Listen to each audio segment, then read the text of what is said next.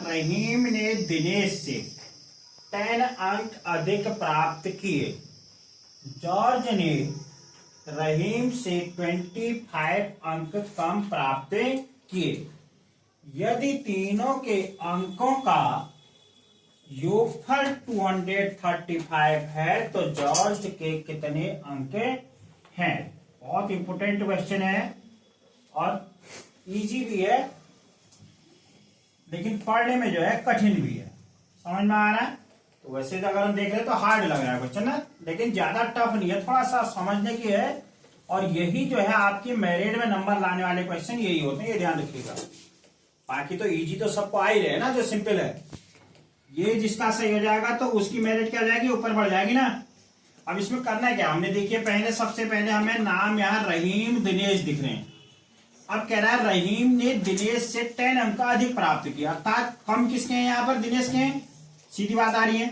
तो हम लिखते हैं यहाँ पर माना दिनेश के अंक इक्वल टू x।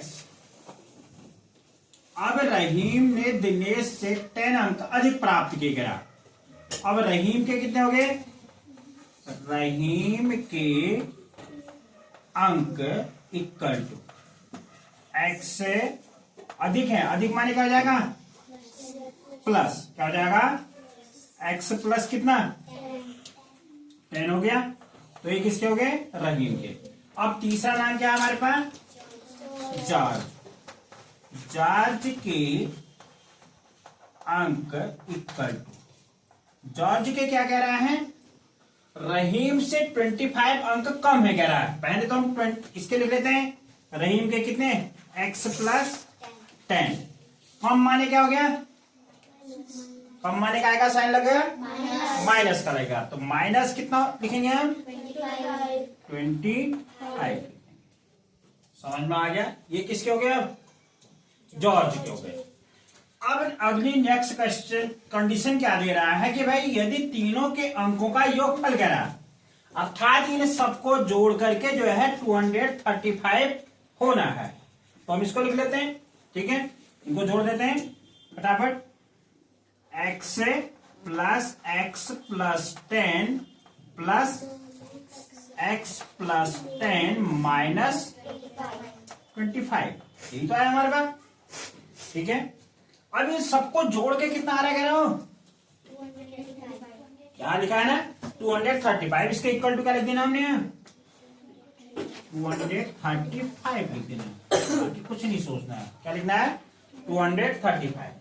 अब हमारे पास x जितने हैं 1 2 3, कितने x हैं, तो यहां पर 3x लिख दूं, प्लस प्लस के बाद 10 और 10 कितना हो गया, 20 हो गया। अब ये 20 हो गया तो यहां पर प्लस 20 अगर लिखता हूं मैं, माइनस क्या लिखूंगा 25, क्योंकि 25 माइनस का बच रहा है मेरे पास। इसके इक्वल टू क्या कह रहा है वो 235। अब क्या करना है भाई, हमने 3x प्लस और ये माइनस है। अब यहां पर प्लस का साइन हमारे पास 20 है और माइनस में 25 है। जो संख्या बड़ी होती है उसके आगे जो चिन्ह होता है वही चिन्ह हम क्या करते हैं, यहां पर लगा लेते हैं कभी, क्या,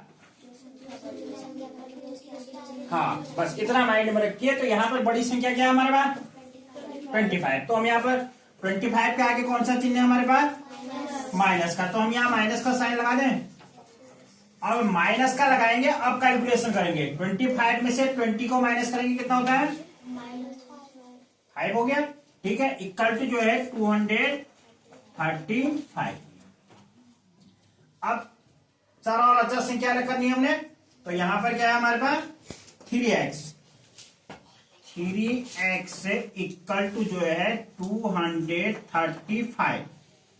ये यहां जाएगा तो माइनस का है ना, जब यहाँ पक्षांतर होगा तो क्या हो जाएगा, प्लेस में यहाँ प्लेस जब चेंज करेगा तो ये माइनस का क्या हो जाएगा, प्लस।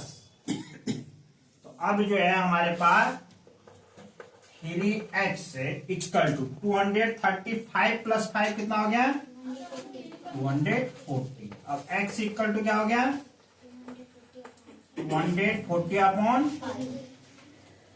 3, 3 8 जा 0 80 कितना हो गया 80। अब x किसका देना, दिनेश के देना, तो x का मान कितना निकाला हमारे पास 80 निकल गया। रहीम के कितने थे x प्लस 10 अर्थात 80 प्लस 10 क्या हो गया कल टू 90 हो गए। और यहां क्या हो गया जॉर्ज के x plus 10 minus 25, x plus 10 कितना होता 80 होता, ठीक है नहीं क्या 90 माइनस क्या कर देंगे माइनस 25 इक्वल टू कितना होता है 65। अब इनको हम ऐड करते हैं 65 प्लस 90 प्लस 80, तो देखिएगा आंसर कितना आ रहा 5 का 5 8 और 9 और 6 से कितना हो गया 15 प्लस 8 23 235 टोटल हो गया ना। तो हमारा आंसर जो है यहाँ पर किसके पूछे उसने जॉर्ज के, जॉर्ज का आंसर क्या जाएगा हमारा 65। यहाँ जो है हमारे पास 65 बी वाला ऑप्शन जो है क्या हो जाएगा सही हो जाएगा। अब इसी के बदले में अगर उसने रहीम के पूछे होते तब क्या कितना आ जाते 90 आ जाते, और अगर दिनेश के पूछे होते तब क्या लिखेंगे हम 80 लिख देंगे।